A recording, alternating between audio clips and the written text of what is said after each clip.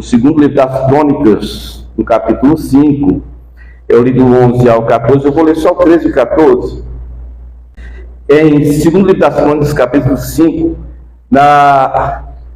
isso aqui aconteceu quando eles foram inaugurar o templo. No mês 7, é tão complicado, eu estava falando com a pastora Thelma lá em casa, quando você vai ver datas na Bíblia, é complicado demais, é complicadíssimo, ok? Lá eles têm 12 meses normalmente, mas quando o ano é bissexto, aí tem 13 meses. O nosso calendário é solar, é gregoriano chamado, o deles é lunisolar.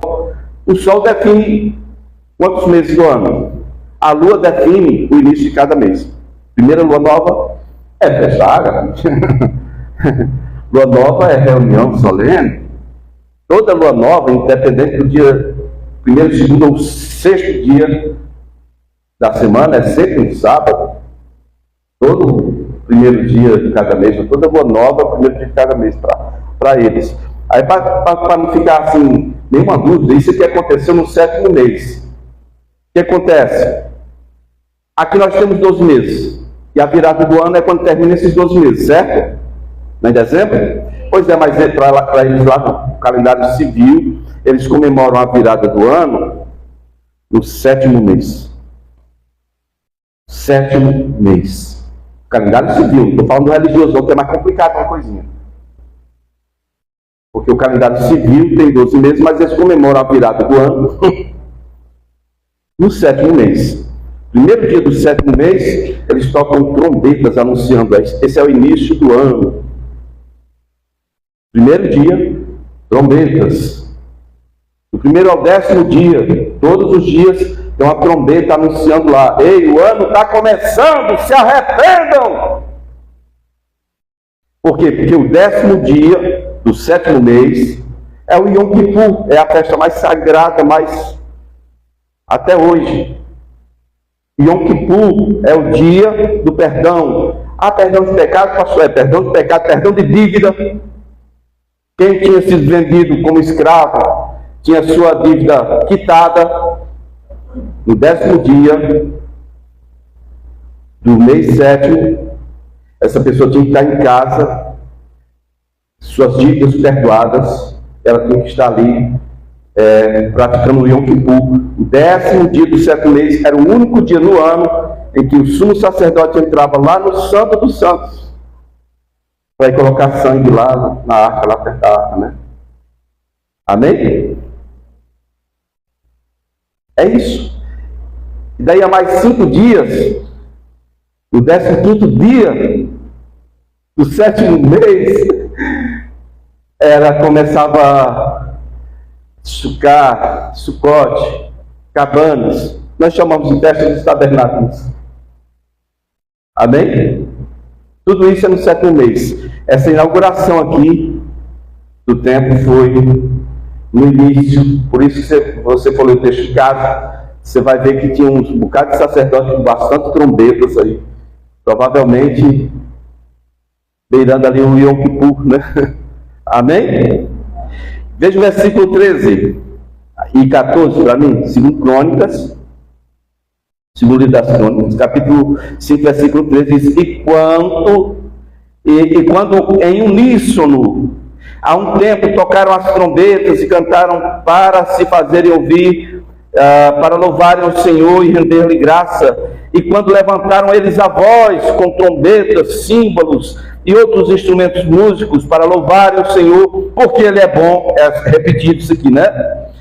Porque a sua misericórdia dura para sempre. Então sucedeu que a casa, a saber, a casa do Senhor se encheu de uma nuvem. Se encheu de uma nuvem. De maneira que os sacerdotes não podiam estar ali para ministrar por causa da nuvem, porque a glória do Senhor encheu a casa. Amém? Está falando que os sacerdotes não conseguiam estar ali. Ali é um lugar santo. É o local onde eles entram para orar pelas pessoas, apresentar um incenso no altar do incenso, no lugar santo, né? À direita você tem a mesa dos pães da proposição, ou os pães da presença. À esquerda você tem a menorá, se ela não tivesse lá ninguém ia enxergar nada, porque é fechado. E no centro do lugar santo, um altar de bronze, mais baixo que isso aqui, uma beiradinha. Alguns dizem de ouro, outros dizem de bronze. O de dentro era de ouro, o de bronze era lá de fora, o altar do sacrifício, né? Então, pegava-se o fogo da menorá, acendia-se o fogo lá fora do sacrifício, depois pegava-se a brasa do sacrifício feito lá fora, trazia-se para dentro, o sacerdote oferecia incenso ali, no lugar santo, com orações, depois saía lá fora para abençoar o povo. A questão é, centenas, milhares de sacrifícios foram feitos nesse dia. Foi um dia de consagração do templo, foi um dia de consagração geral. Todos os sacerdotes, independente do seu turno, todos foram consagrados, todos se apresentaram ali, todo o povo estava junto, estava todo mundo ali, um dia totalmente especial. E na hora deles irem oferecer o incenso para virem abençoar o povo, o Senhor manifestou a glória dele, de forma que eles não puderam permanecer lá dentro, na nuvem. Mandou a nuvem de glória do Senhor. Amém? Quantos querem ver a glória do Senhor nesse lugar? Quantos querem ver? É o local onde Deus ordena a bênção da vida eterna, é o local onde nós estamos reunidos. Eu sempre falo para vocês que uma coisa é você temer a Deus, buscar a Deus em sua casa, mas vir para essas reuniões é muito importante. Hebreus 10, versículo 25. Não deixemos de congregar como é o costume de alguns. Façamos as demonstrações, quanto mais quanto vezes que vai se aproximando o dia do Senhor. Amém? Porque uma é a presença que você tem lá no seu quarto. Mas a presença que Deus manifesta aqui, Ele não vai manifestar no seu quarto. É outra coisa, viu? Por que nos reunimos? Porque o Senhor escolheu assim. Ele disse, eu vou habitar no meio dos louvores do meu povo. Desde o Velho Testamento, ele fazia menção disso. Os louvores, teve o Josafá, o rei, que não tinha como ganhar uma guerra de jeito nenhum, ao invés de levar os poucos valentes que ele tinha com armas, ele colocou os sacerdotes, os levitas na frente, né? A linha de frente, quem vai? Os sacerdotes, a arca do Senhor, vai todo mundo, vamos louvando a Deus. Chega lá, o inimigo quer ser destruído, beleza, né? Tem casos em que alguém queria uma resposta rápida de Deus. Alguém chegou para Eliseu e disse, Eliseu, por favor, me diga aí, devo fazer tal e tal coisa? Ele disse, por favor, é urgente, traga-me um músico, tangedor, é o que está lá na Bíblia, tangedor, tocador, traga-me um músico. Trouxeram um músico, esse músico começou a adorar a Deus rapidamente, o espírito de profecia veio sobre ele, e ele disse o que tinha que ser feito. Interessante, né? Então, música de adoração ao Senhor é algo fundamental aqui, para esse caso aqui, é mais importante ainda. Se eu tivesse que falar um tema hoje, é irrelevante isso, mas eu queria que você coloque seu foco nesse tema, nessa ideia. Quando vem a Shekinah. Vamos repetir? Quando vem a Shekinah. De novo? Quando vem a Shekinah, ok? Que é a presença visível da glória do Senhor. Tem momentos em nossas vidas que boas palavras não bastam, não. O fato de você ouvir a palavra de Deus não vai te sustentar. Estou falando de mim. Está com mais de 30 anos que eu estou nesse negócio. O que me sustenta não é ouvir muito a palavra de Deus. Eu perdi a conta de quantas vezes eu li a Bíblia, mas não é isso que me sustenta, não. Não é saber Bíblia, não. É pôr em prática um pouquinho que você sabe. Porque quando você começa a pôr em prática um pouquinho que você sabe, você começa a sentir o que é manifestação de presença de Deus. Como a música que nós acabamos de cantar diz, aquele que tem os meus mandamentos, Deus guarda, esse é o que me ama. E esse que me ama será amado do meu Pai, eu também o amarei e pronto. Colocar em prática. A questão é que a gente ainda está muito ligado nessa questão do local do culto. O culto de domingo. Tira isso da sua cabeça, irmão. Discípulo de Deus, amigo de Deus, quem quer ter vida com Deus, a vida dessa pessoa tem que ser um culto. Aqui é só um ponto de celebração. A nossa vida tem que ser um culto diário. Amém? A nossa vida tem que ser. Qual é o problema? É que nós continuamos reagindo com todo mundo lá de fora, e aí quando chegamos aqui, é o local de reunião, a gente acha que é o local santo, né? Então, peraí, todo mundo aqui é bem santo. Mas lá fora, muitas vezes, é a carne que está batendo, que está governando, que está direcionando. É a carne, é a mente, é o pensamento que está ali à frente. Não é o Espírito Santo. Como é que eu posso dizer que a minha vida é um culto, né? Um sacrifício vivo, quando eu não sacrifico a minha vontade para fazer a vontade do meu Pai? Quem está entendendo, dá um glória a Deus. Então, boas palavras não vão bastar para nós. Em alguns momentos, tudo que você aprendeu aqui não vai te sustentar. O que vai te sustentar é você colocar em prática, você ouvir de Deus aqui. Amém? As lutas da vida sempre vêm para todo mundo. Palavras bonitinhas. Ah, o cara prega tão bem, ele é eloquente, ele é muito bom nas palavras. Sim, mas... daí? Então nós passamos por momentos em que as estruturas organizacionais que nós montamos para nós, elas falham. O sistema religioso cai, com apagão. Quem já teve aí falta de energia em sua casa? Falta de energia já é ruim. Ficar vem e volta, queimando as coisas lá. Não é horrível? Me dá um ódio, meu pai. Pare com isso. Mas não é um sistema bom, eficiente? É ou não é? Tá aí energia, coisa linda. Mas falta. Falta ou não falta energia? Todo sistema tem falha. Todo sistema dá pânico. Seja ele qual for. Você acha que o sistema da sua vida não vai dar uma pane de vez em quando? Sistema religioso? Não, tem um tempo aí que ele vai falhar. Certo? Mesmo que seja um programa bem elaborado. O culto é excelente, as cadeiras todas acolchoadas, não tem cadeira não, aqui é tudo aquele sofá da melhor qualidade, assim, as coisas mais lindas, ar-condicionado, tudo lindo, maravilhoso. Tá.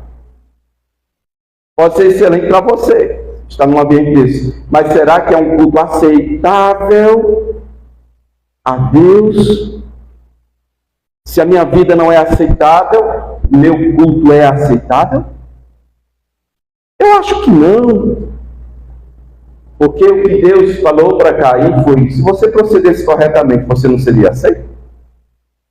Não é o que eu dou para Deus, é o que de mim eu dou, ou a forma como eu me dou para Ele.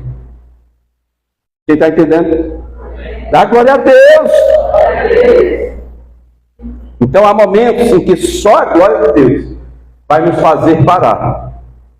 Só a glória de Deus vai nos fazer parar. Deus, às vezes ele faz isso. Papai faz isso.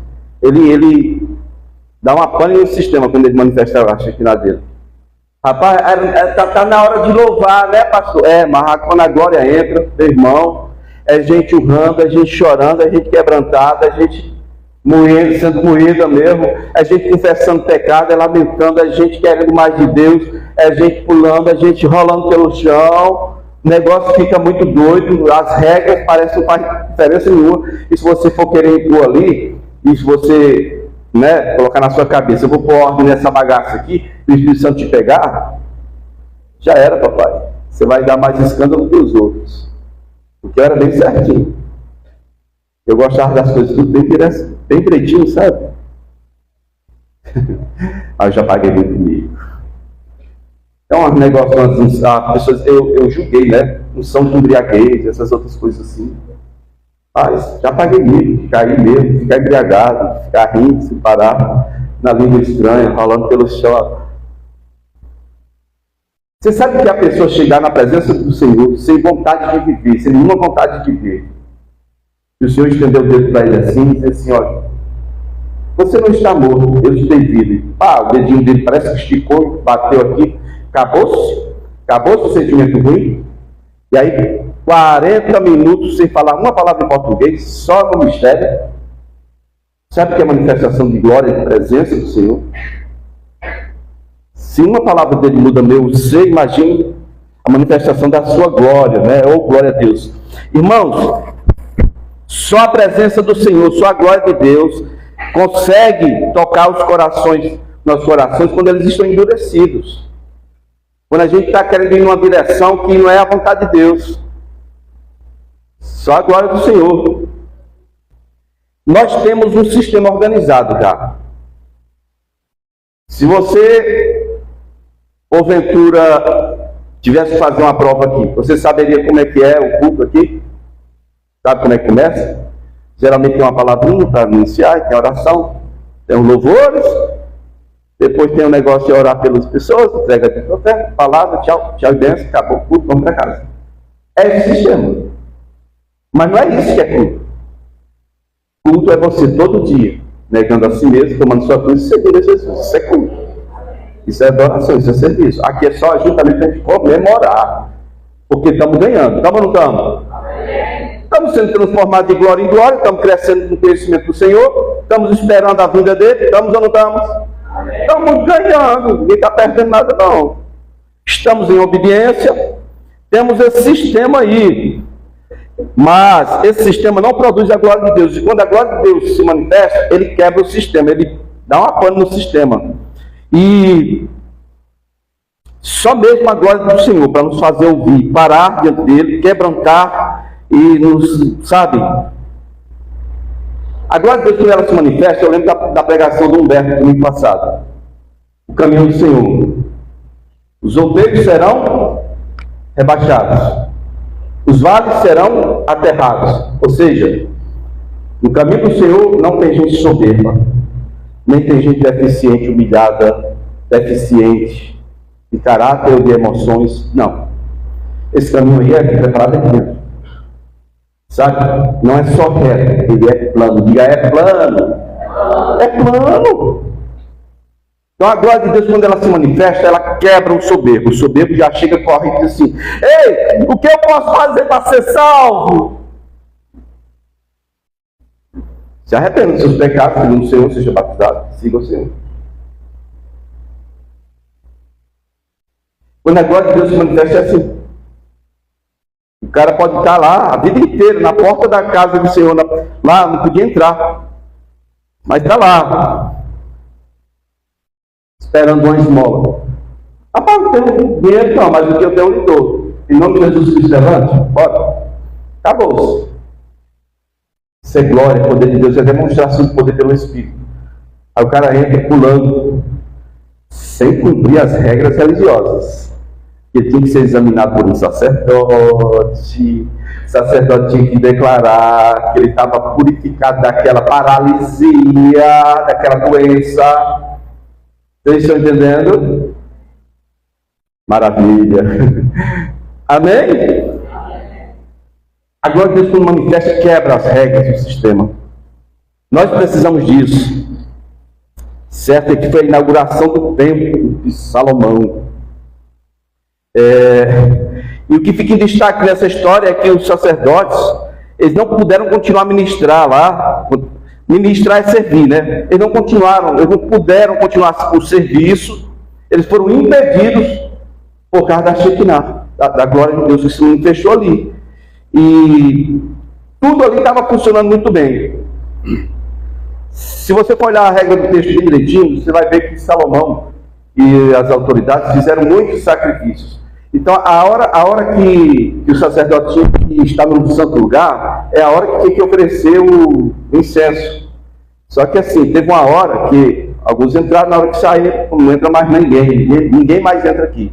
A glória do Senhor encheu de uma forma, não dava para continuar fazendo o serviço, não.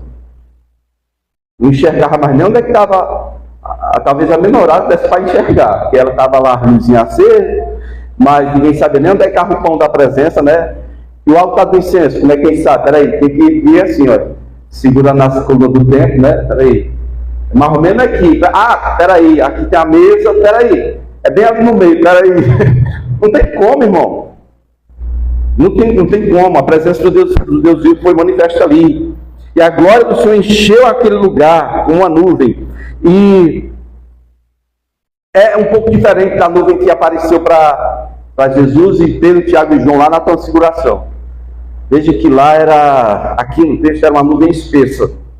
E lá na transfiguração, Jesus era um local aberto, e era uma nuvem de glória, era uma nuvem que tinha uma luz tão alta, tão branca, que, independente da cor da vestimenta, todo mundo parecia estar vestindo branco. De tão claro que foi aquela nuvem que envolveu. Parece assim uma cor viva. Se apegou a pessoa de tão claro que foi, né? Aqui era uma nuvem espessa, né? Salomão vai orar e diz, o Senhor disse que habitaria numa nuvem espessa.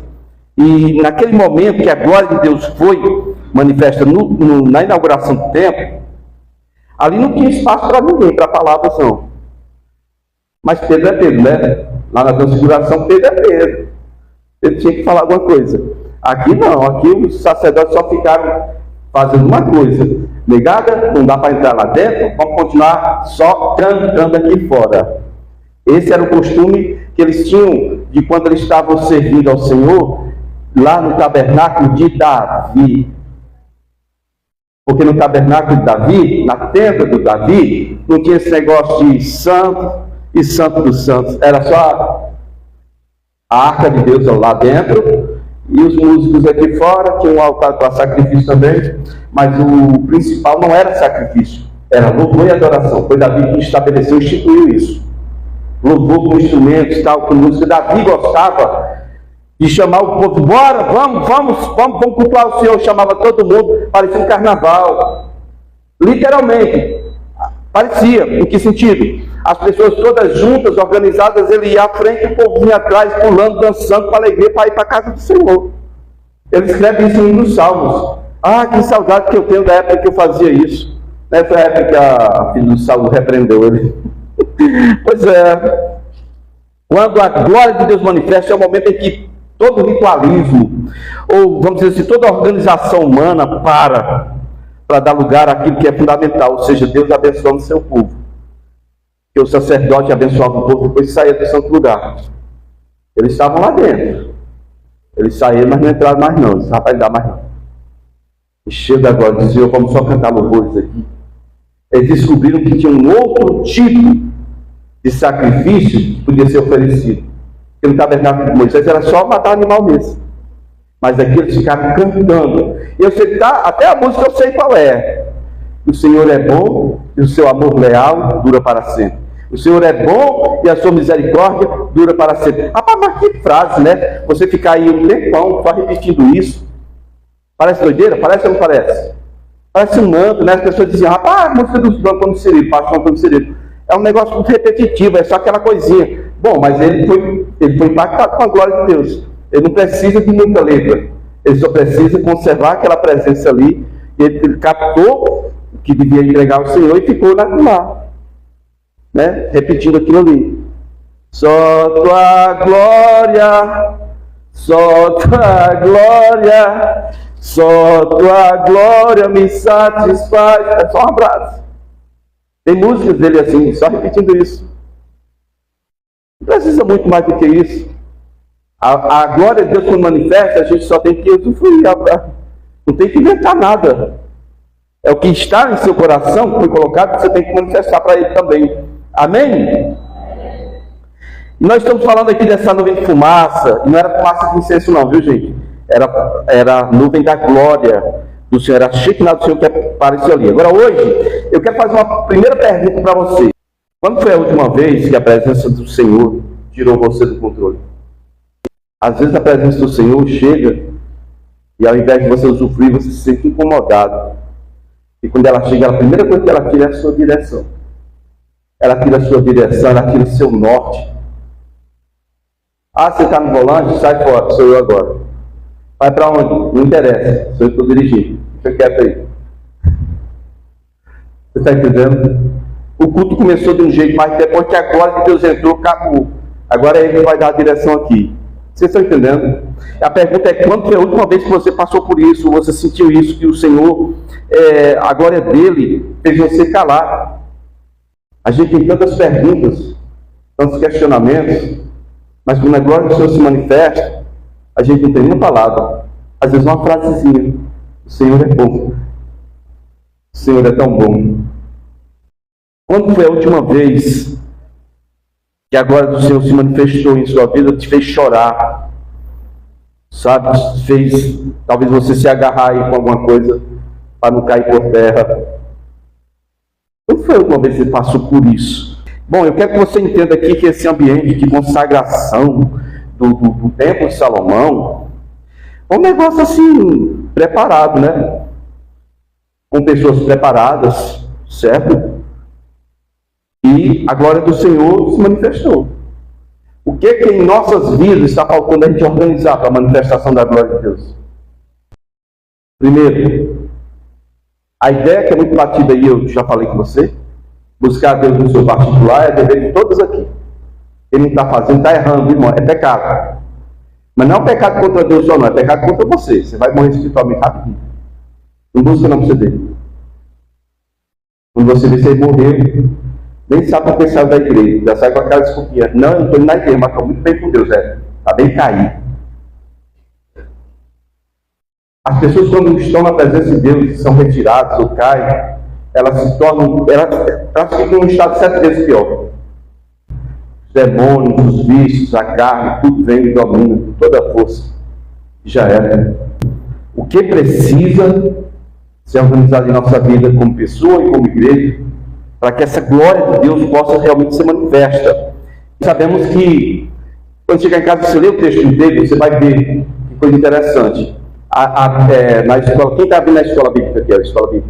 Olha, o Davi, ele fez uma tenda para colocar a arca, que estava lá na casa de Obed-edom, certo? Mas, e o tabernáculo de Moisés estava lá junto com os gibeonitas, a tribo de Benjamim, ficou lá 76 anos, quase 77 anos, enquanto a arca foi, depois que a arca foi roubada pelos filisteus, ficou 77 anos. Aí quando o Salomão vai inaugurar o templo, ele leva o tabernáculo velho do Moisés. O templo tem as medidas, as coisas que Deus deu para Davi? Não, é só um tabernáculo, só que é fixo. Não tem mais como desmontar e levar para o canto. O tabernáculo velho antigo de Moisés foi levado lá para dentro. Ou seja, Davi foi o único que, por causa da glória de Deus, ele se acostumou com a glória de Deus, que ele desafiou o sistema e quebrou o sistema. Estou falando do sistema religioso. E ninguém matou ele. Já Jesus, eu não digo a mesma coisa. Jesus desafiou, mas ele não era rei. Assim, o próprio humano não era. Ele era rei espiritualmente. Aí mataram Jesus. Sistema religioso, todo tipo de sistema é perigoso, viu? Se desafiar, você pode até tomar uma facada. Não é não? Tem que ter cuidado, o sistema é perigoso. O que acontece é que Davi, ele fez isso. E agora Salomão voltou para o regime antigo. Mesma ordem de culto antigo. Mas tem coisa velha e tem coisa nova. Porque você vê, os caras estavam adorando com instrumentos. Coisa que você não via muito lá no tabernáculo de Moisés.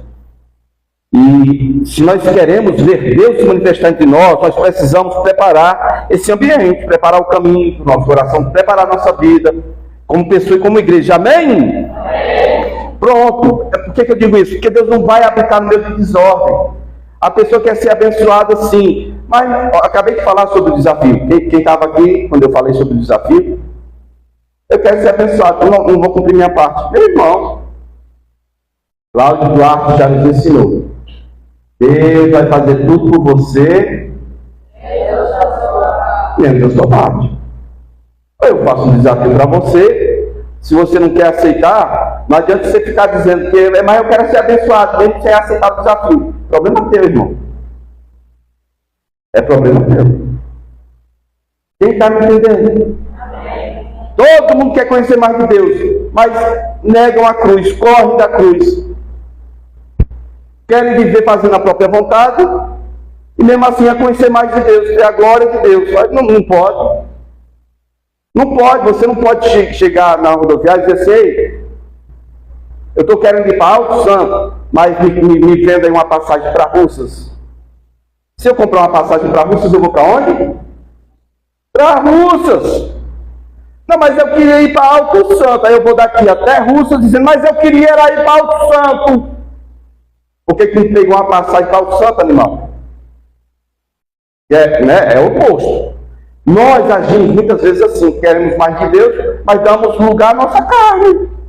Queremos prosperar, mas olha a mão, boneca de samambaia. Quem teve samambaia em casa? Quem tem? Faz assim. Sabe como é que é a boneca de samambaia? Aqueles brotinhos. É direitinho a mão assim, a boneca de samambaia. Mão de vaca. Não abre de jeito nenhum. Mas eu quero ser abençoado. Irmãos, olha, o dono desse local aqui falou comigo ali. Ele disse: eu vou segurar esse preço por 1 ano para vocês. Eu não vendo para outra pessoa.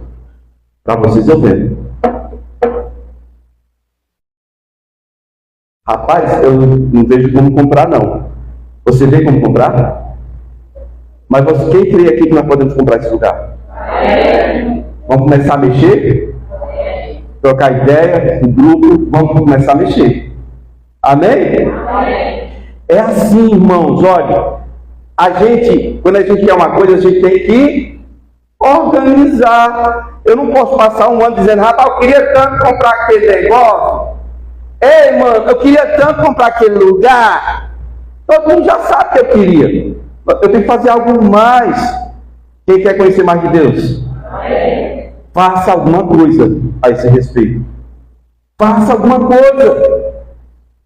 Se mexa. Busque, procure, você vai achar, está escrito, não está? Pedir e buscar e bater e pronto. Amém?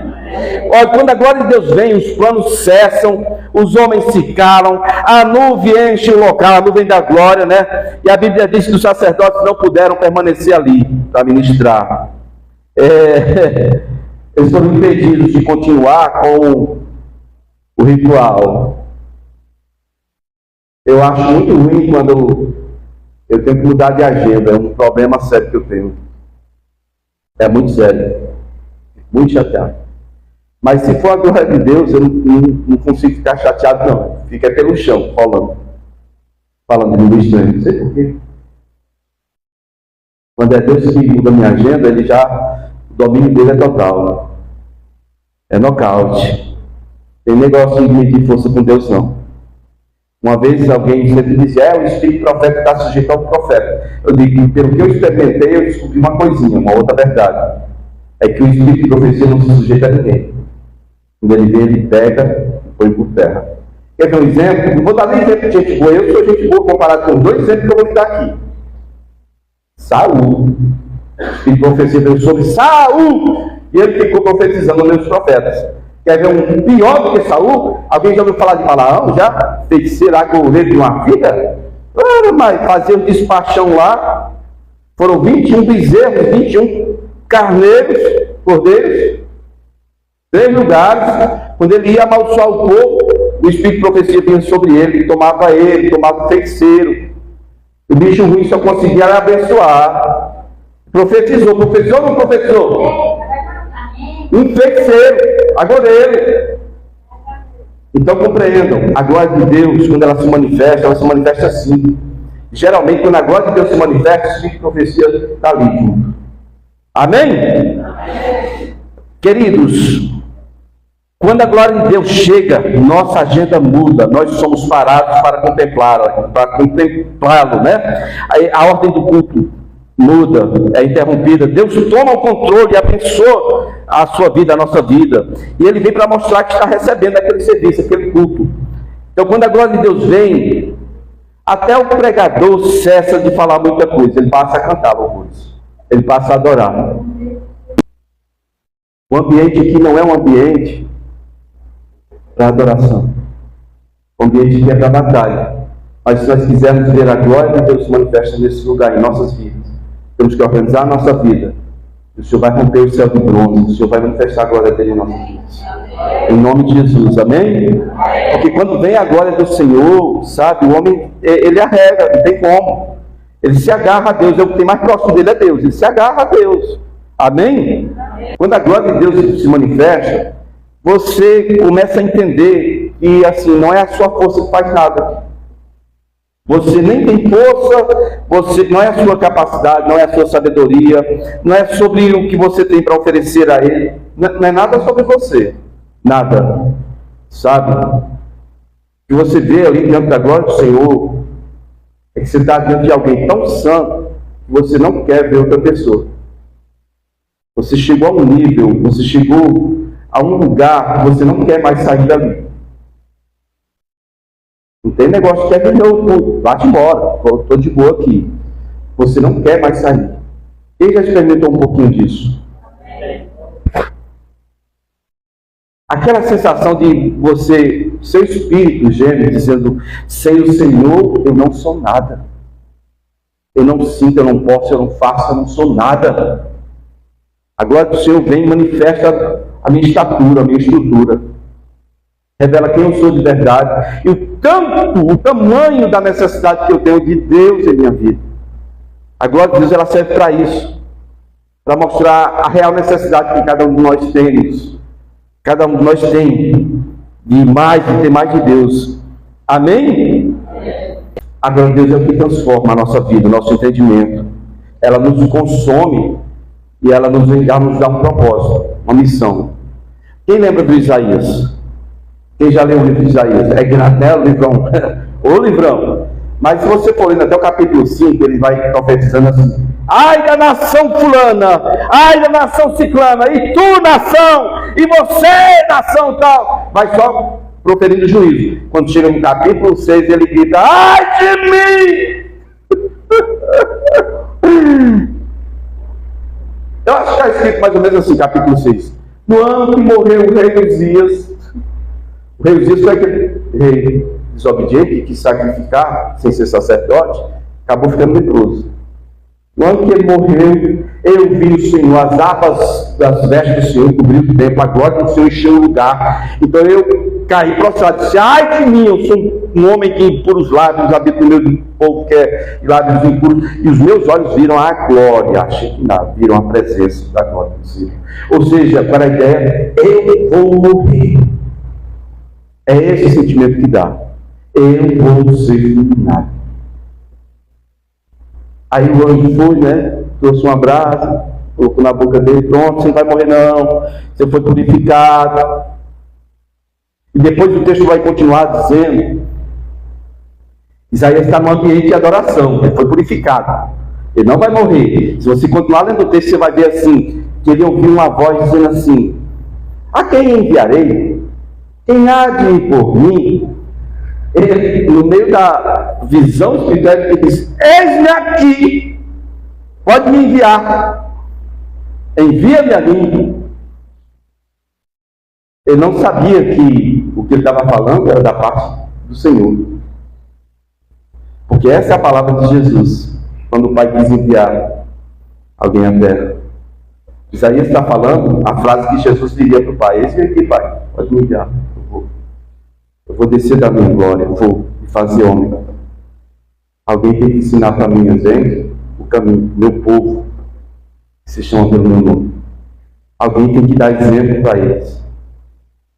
Para eles não terem desculpa, não quererem fazer diferente. Alguém tem que ir lá, eu vou. Isso é a glória de Deus que faz em nossas vidas. A pessoa mais medrosa se torna corajosa que só. Né? E outra coisa que eu sei sobre a glória de Deus é que ninguém sai da presença dele do jeito que chegou. E a glória de Deus manifesta acontece como está na Bíblia. As pessoas, elas são atraídas pela presença de Deus, elas correm quebrantadas e dizendo: eu pequei, eu quero, o que eu faço? Diga comigo: hoje começa uma busca pela manifestação da glória de Deus. Diga: eu farei a minha parte. De pé, vamos orar.